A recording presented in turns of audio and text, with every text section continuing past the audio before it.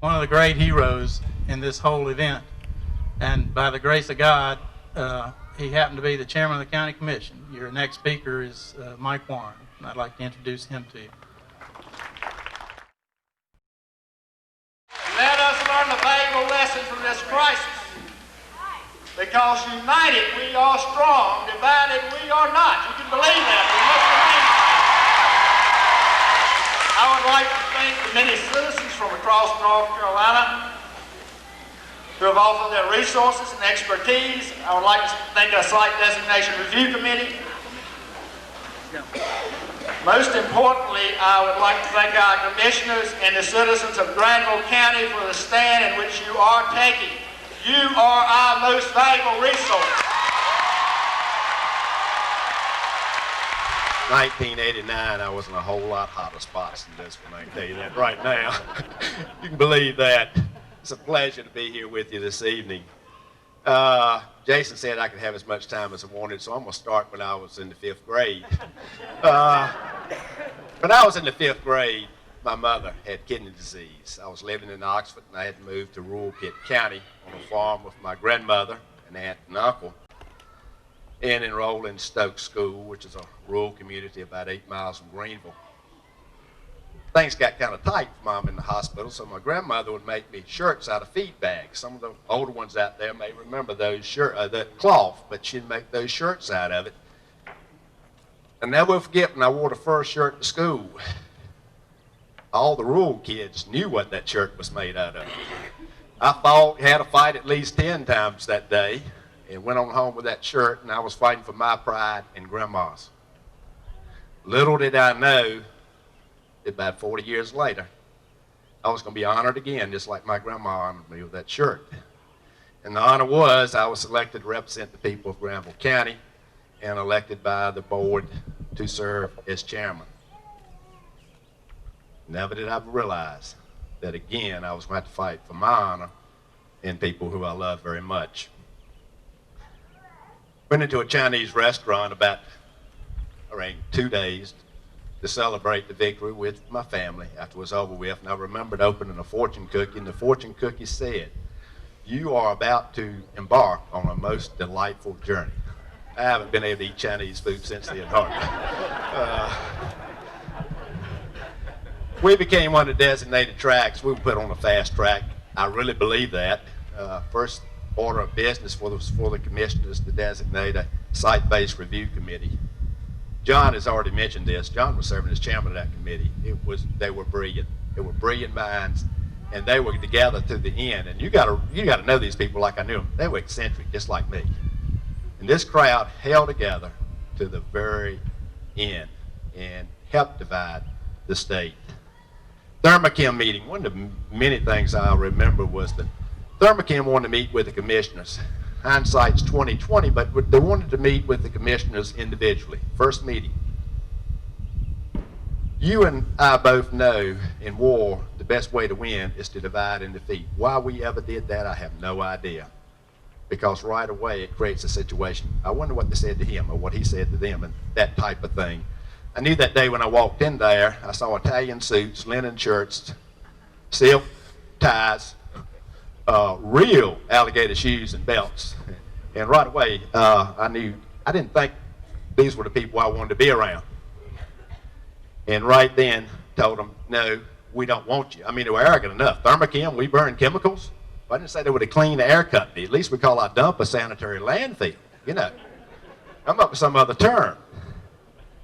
Next day, or the day after, I got a call from Governor Martin. He asked for my cooperation, and I agreed if I cooperated with him, he would cooperate with us. And that was pretty much, we talked for about 5 minutes, so very cordial conversation.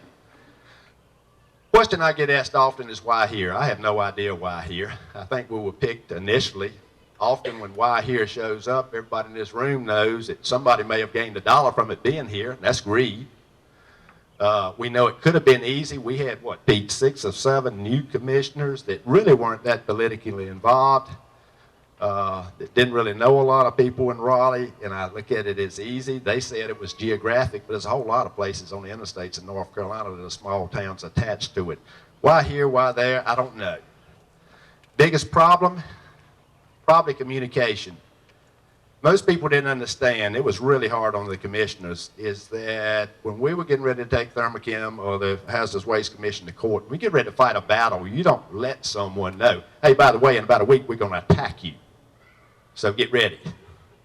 So we couldn't tell sometimes what was going on. We would have liked to have been able to tell. It scared me to death that we were going to become divided because of this, but as John said, everyone remained strong through this process. The second thing that hurt a whole lot, and it always does in anything, is gossip. And I really believe when I look back on it, you know, hindsight's better, that a lot of that gossip was planted. You plant gossip to divide and defeat. I still believe to this day a lot of the gossip that went around this county about what people saw, what people did was gossip. People say my personality changed. I want you to look at me now. The governor didn't like me. The state didn't like me. Thermochem didn't like me. The people in Granville County, I was a politician, they didn't trust me. Now everybody here knows that a good dog will bite you if he's cornered. And that's basically what I had become. And I had mule blinders on. I couldn't see anything but that hazardous waste incinerator there in front of me. And every day was like a nuclear winter. I can't tell you in over a year whether it rained or whether the sun did shine. I can't even tell you whether it snowed that year. And I'm a weather fanatic. I don't remember one thing really about that year. One thing I really, out of the meetings we had, I remember the meeting at Webb High School. I think it was the first meeting we had with Thermochem, Dr. Turner, Mr. Hennett, and the Hazardous Waste Manager, but the Hazardous Waste Commission representing the state. Our site-based review committee was there. I look back on it now. That night I got so mad I couldn't see straight because a young man went up on stage and threw some trash. A teenager. And somebody said, "Do you think that's going to divide us?"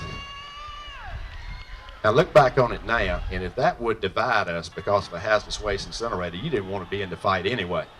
And the next thing, if you listen to the conversation that night, they treated us like a bunch of fools, basically. Everyone knows that when you go to a restaurant and you're sitting here and the table next to you is non-smoking, it doesn't mean that smoke won't hurt you, does it? Or if you go to the swimming pool and they say you can pee on the left-hand side and swim on the right, everything will be all right. Well, folks, that was that logic. I should have taken the trash out of the young man's hand, saved the steps, and thrown it up on the stage myself. Key players, always a question. Site-based review committee, they were persistent to the end, along the way, all the way. John Pike, his genius is already known about. Michael Kroll and Bill Hopper. Michael and Bill are both very low profile people. Folks, they were going to run this thing on a fast track, and these guys hadn't slowed that thing down. It probably may be sitting here right now. Things had to happen very quickly, and I knew when we got to Butner, I figured we're going to beat them now. Harold Blizzard, he had pretty much run county government while we had things focused somewhere else.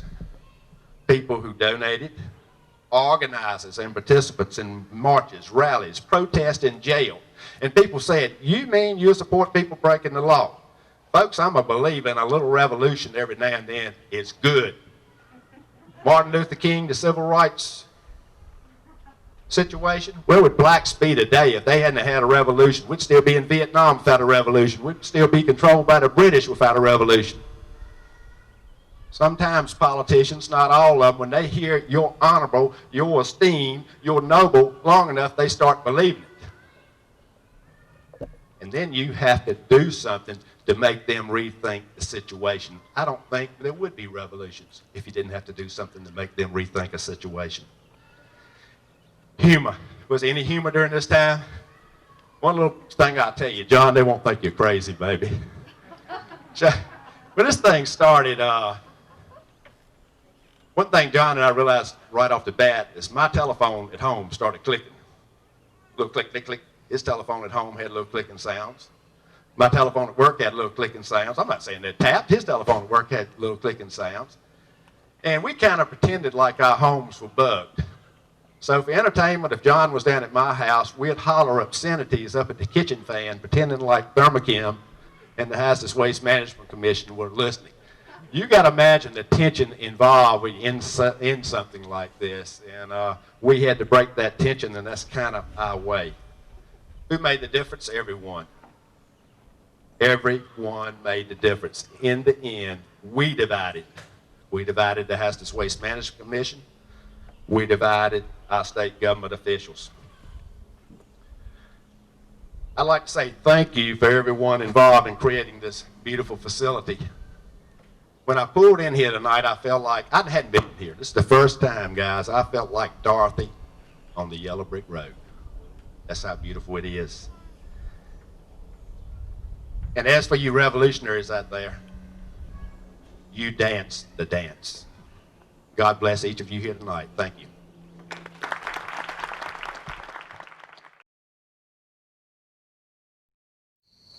The event itself was just an incredible event, and extremely rewarding, humbling, and I'd do it again tomorrow. I sure would.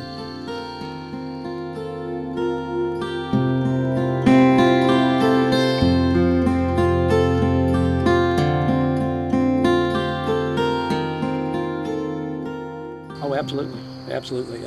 And you don't have to, even the people that just tied ribbons or hung out a sign, or if they didn't even go to the protest and things, even people that did that or called or made chain calls or whatever, all that's important, and it all pays off in the end. I think they can. This proved it.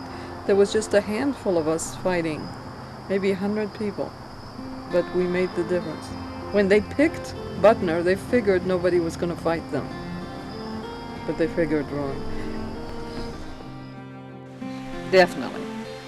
That was the one thing I learned, as I said earlier, that even small people, we were small people, we were in a little small town, that they thought they could just come in and do what they wanted to, but people can make a difference. Definitely. That was the one lesson I learned. Oh, absolutely, people can make a difference, absolutely. Just something, you just go to the store and you buy something, or you go to the store and you buy something that's ecologically sound. Just that little piece, it builds and it builds and it builds and it builds, and eventually it becomes mainstream and everybody's doing it, and you've made a huge difference.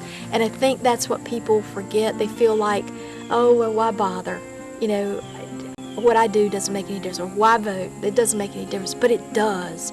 Every little piece makes a difference. It's like every leaf on a tree is what makes that tree so beautiful, and we forget that as human beings, I think. And for me, it's really helped me. I'm at a time in my life, it's like, I'd rather be out there leading. I just want to be part of the team. I just want to do what I do and let it build and let it become something so incredible and spread over this earth. The humanitarianism, the social, economic, and environmental justice, I mean, they're all so interlocked. And just let it spread and let it become a place where we live, and we don't have to have hazardous waste incinerators, and we find alternative sources to energy so we don't destroy the earth, and we help people get out of poverty, and we make this place a better place to live, and we can do it. I mean, we do it all the time, and sometimes we just don't know it. And we're not all fortunate enough to be involved in a fight like the incinerator fight, where you know, if there's nothing else you did on this earth while you spent your time here, you know you made a difference.